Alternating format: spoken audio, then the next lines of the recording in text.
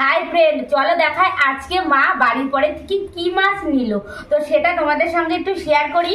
তো এই দেখো আজকে বাবা না মা বাড়ির পর থেকে আর কি সকালবেলা একদম তখন 8টা বাজে, একদম ফার্স্ট সকালে। তো বাড়ির পর থেকে চিংড়ি মাছ নিয়েছে। এটা গলদা চিংড়ি না, গলদা চিংড়ি আরো বড় হবে। চিংড়ি মাছগুলো কিন্তু সকালে 8টার সময় নিয়েছে, সেই টাটকা ছিল আর আমাদের একদম গঙ্গার। এই দেখো, এই যে তোমাদের ভালো করে না দেখালে তোমরা বুঝতে পারবে না।